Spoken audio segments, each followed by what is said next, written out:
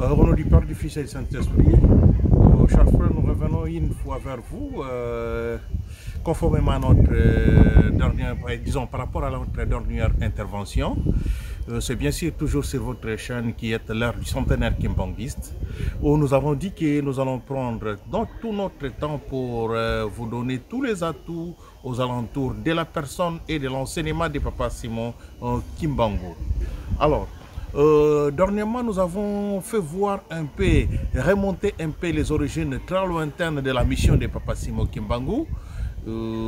Par rapport à cette intervention-là, avant que nous passions à notre deuxième numéro, il y a une question qui a été posée à laquelle nous avons jugé bon de répondre pour nous permettre un bon avancement. C'est laquelle qui a été posée la question. Plus d'une personne nous a posé la question de savoir, est-ce que la race noire était-elle une race maudite? Est-ce que le peuple noir était-il un peuple maudit?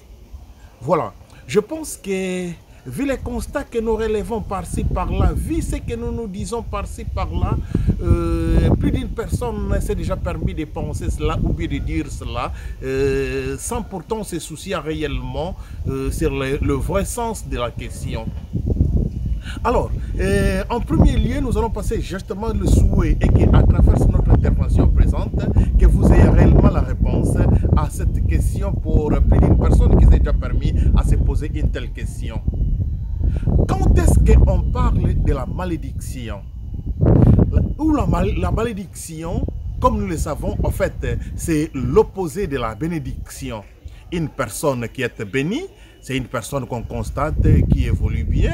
Voilà, il y a des indices pour ceux qui sont religieux ou bien socialement parlant qui entourent une personne qu'on peut considérer comme bénie. Et réellement, une personne aussi maudite ou un groupe de gens disons maudits, il y a quelques facteurs aussi qui entourent ces gens-là ou bien la personne pour qu'on dise que non, cette personne elle est maudite ou soit sur laquelle on a jeté un mauvais sort. Voilà, mais est-ce que ces indices-là, nous les avons réellement sur le peuple noir ou qu'est-ce que nous considérons comme malédiction au jour d'aujourd'hui sur le peuple noir ou bien sur la race noire comme on peut le dire, pour que les gens se permettent à arriver à dire que non, à se poser la question de savoir si ce peuple est maudit, et si ce peuple il est maudit, disons. Au jour d'aujourd'hui, l'indice de la bénédiction est plus lié au facteur du développement matériel. Je répète bien, au jour d'aujourd'hui, curieusement, l'indice de la bénédiction est lié au facteur du développement matériel. Or, le développement matériel au jour d'aujourd'hui aussi se résume plus à l'avancée technologique comme cela a pris l'élan dans le milieu occidental au jour d'aujourd'hui. Donc, quand on voit qu'il y a des avions qui s'inventent, il y a des fusées, il y a des ceci, il y a des cela, il y a telle recherche sur telle maladie, telle avancée sur tel projet, voilà, les gens sont en mesure, on se dit que voilà, ça c'est une société développée. Et quand on parle de la société développée, comparativement à la société qui est considérée comme sous-développée, on peut se dire que cette société-là, on se pose des questions, est-elle maudite? Ou la question la plus simple sur le plan scientifique, pourquoi telle société n'est pas en mesure de produire comme l'autre société en fait, disons. Donc voilà comment devrions-nous manipuler nos raisonnements pour enfin réellement chercher à arriver. On est kimbangiste, je suis kimbangiste et nous sommes dans le plus profond de l'enseignement kimbangiste. Il y a deux choses à dire. Qu'est-ce que nous constatons dans la société et qu'est-ce qu'on nous a dit, nous, en tant que kimbangistes au jour d'aujourd'hui. Réellement, il faut bien agencer sur cette question qui est vraiment comme une question de l'air que plus d'une personne pouvait se poser. La résumé de la question est celle, pardon, le résumé de la question d'abord est celui-ci. La race noire, ce n'est pas une race maudite. Le peuple noir, ce n'est pas un peuple maudit. Par contre, la race noire, comme le peuple noir, c'est un peuple conditionné. Alors, quand nous parlons de la race noire ou du peuple noir, il s'agit de qui réellement? Parce qu'au jour d'aujourd'hui, le noir, on peut le voir partout. Le blanc, on peut le voir partout. Mais on dirait qu'il y a plus deux pôles qui s'est créé. Quand on parle du peuple blanc, on voit l'occidental, disons l'européen. Et quand on parle de la race noire, du peuple noir, on voit plus l'africain. Et puis pas n'importe quel africain, c'est l'africain du centre. Aujourd'hui, dans la société que nous vivons, il y a même d'amalgame, où on ne sait pas identifier que ce soit les Arabes, que ce soit les autres peuples, les Chinois et les Indo-Pakistanais. Voilà.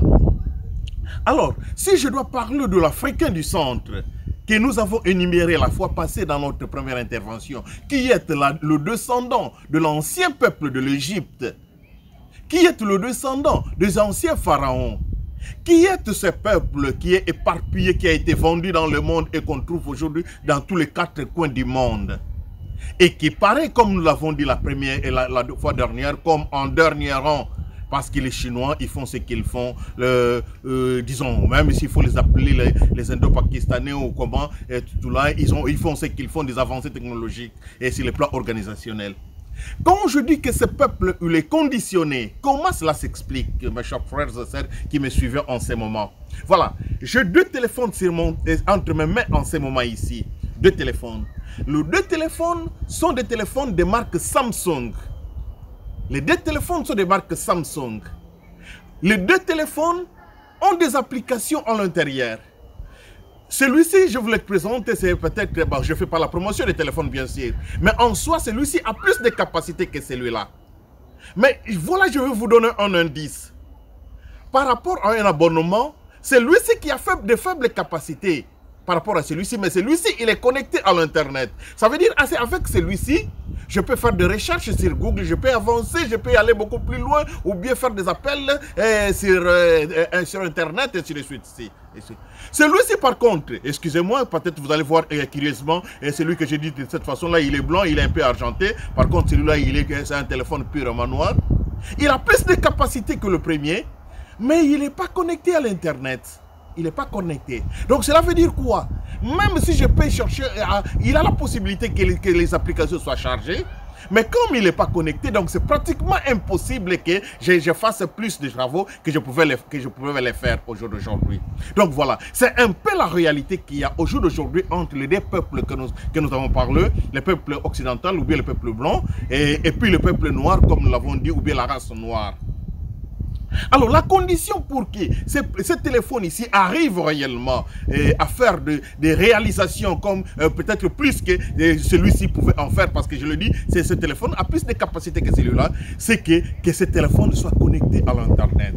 Voilà. Donc ça, c'est la synthèse à la réponse que je voulais donner avant d'avancer avec quelques détails, mes chers frères et sœurs. Donc voilà, c'est là où je vous le disais, en ma qualité de kimbangiste, cela a été dit et cela se dit de temps en temps. Le peuple noir, comme nous avons pu expliquer dans notre première intervention, s'il a subi ce qu'il a subi, c'est qu'il a désobéi à son Dieu, c'est qu'il a bafoué ou bien à un certain moment, il a dit prendre un autre chemin par rapport au chemin de son alliance. C'est pourquoi nous les appelons partout où ils sont, tous les peuples noirs. Réellement, les capacités sont en nous. Parce que nous les voyons dans toutes les écoles du monde, dans toutes les universités du monde. Vous allez voir que quand des enfants vont à l'école, il y a Papa Dengenda qui nous le disait très souvent, c'est peut-être l'enfant noir est plus intelligent que l'enfant blanc. C'est peut-être que l'enfant noir a plus des aptitudes que l'enfant blanc.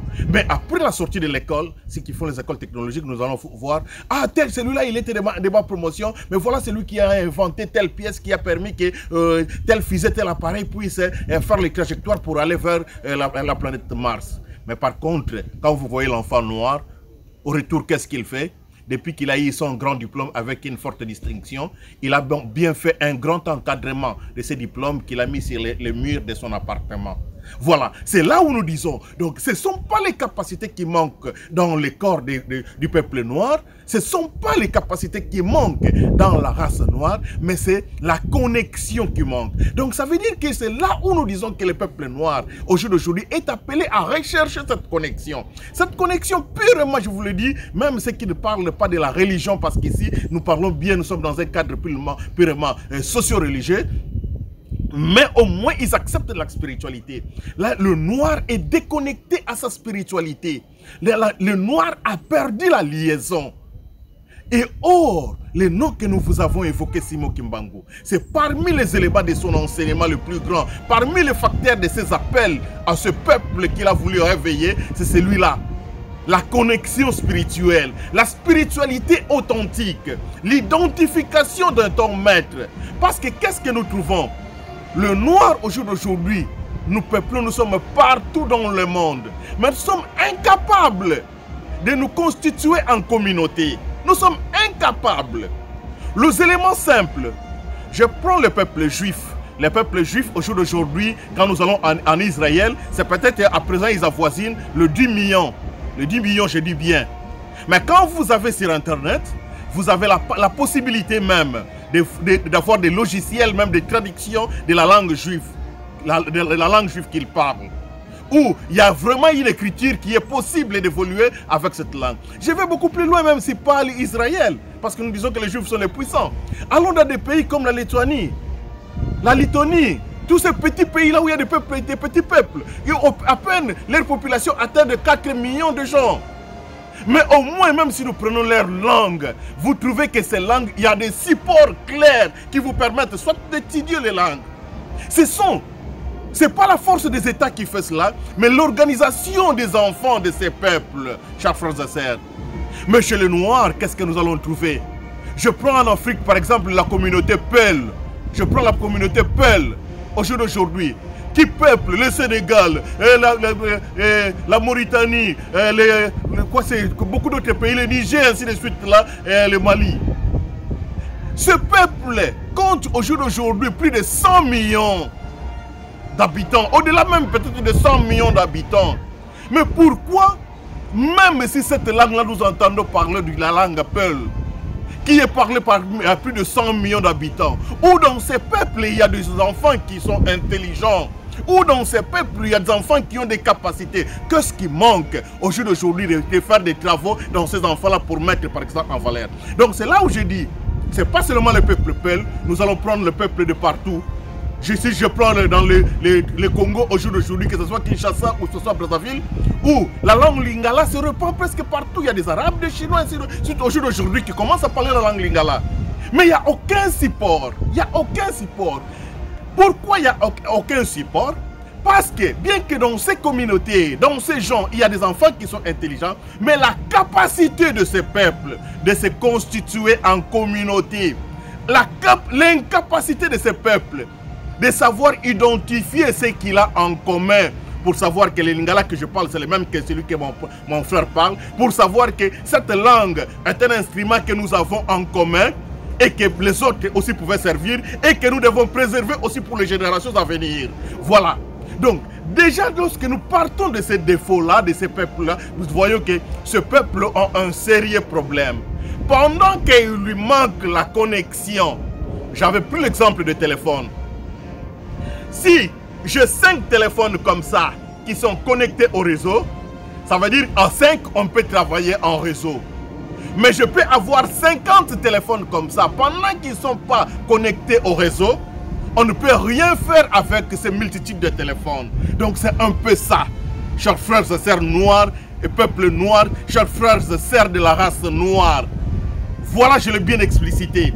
Partout où nous sommes dans le monde, au lieu que nous puissions continuer à nous poser des questions, au lieu que nous puissions considérer à constater nos faiblesses, au lieu que nous puissions continuer à constater notre incapacité de nous construire à une communauté, voilà les éléments de base. C'est vrai, la constitution d'une communauté nécessite un élément important. L'élément important, c'est les points communs de cette communauté. Aujourd'hui, nous le disons de partout dans le monde, les noms de Simon Kimbangu, c'est ces noms-là sur lesquels les gens du monde entier sont appelés à se référer. Le nom de Simon Kimbangu, c'est le symbole qui est là pour le réveil de tous les peuples. Le nom de Simon Kimbangu, c'est ce code-là qui nous permet d'accéder à notre connexion spirituelle au jour d'aujourd'hui.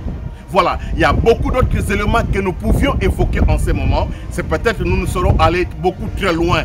Mais en ce moment, nous vous le disons comme nous avons dit au départ, le peuple noir, la race noire, c'est un peuple, c'est une race abondamment bénie. C'est une race abondamment bénie. Nous le voyons, les capacités, la potentialité, nous les constatons partout où se trouvent les Noirs. Les Africains noirs, les Noirs dans les Amériques. Nous voyons les capacités, que ce soit dans le domaine sportif, que ce soit dans tel domaine technologique, scientifique, ainsi de suite là. Nous connaissons les capacités. Mais ce qui nous manque, c'est de créer la conjoncture pour que cette communauté réellement arrive à faire un travail qui lui permet d'avancer. Pour que 2 ou 3 Noirs puissent arriver à se mettre ensemble et dire que nous allons travailler de 1 au nom de l'intérêt de la communauté, de 2 nous allons réunir le moyen et puis pour que les autres puissent se rallier à nous. Voilà le seul élément qui nous manque jusqu'à preuve du contraire. Voilà. Maintenant, un autre mauvais facteur est que la spiritualité d'autres peuples arrive à notre destruction. Lorsqu'un noir essaye de merger, que ce soit dans n'importe quel domaine, surtout majoritairement dans les domaines sportifs qui font de célébrités, directement, on va te chercher une connexion à une sale spiritualité pour réellement que tu oublies qu'en toi tu as des capacités, mais que tu puisses dire que c'est grâce à tel acte que j'ai signé qui me permet d'avancer. Or, en toi, les Noirs, il y a suffisamment de potentialités. Voilà, chers frères et sœurs, pour ne pas aller très loin, c'est un sujet qui nous permettra de revenir encore et d'en parler encore plus pendant que nous allons évoluer dans notre chaîne avec l'enseignement sur Simon Kimbangu. Mais nous le disons une fois de plus, l'intérêt commun, le lema commun que nous avons aujourd'hui, le peuple noir et la race noire, c'est le nom de Simon Kimbangu qui a accepté de venir parmi nous comme une manifestation divine pour enfin nous permettre cette connexion que nous avons besoin. Les codes kimbanguistes, il est présent, nous les détenons au jour d'aujourd'hui et nous appelons plus d'une personne à se joindre à nous afin d'exploiter ensemble ces codes et nous arriverons réellement demain et après-demain avec un objectif précis pour réellement que cette question-là ne se pose plus, la race noire ou le peuple noir est-il maudit ou est-elle maudite? Voilà, je vous remercie et à la prochaine ensemble avec vous.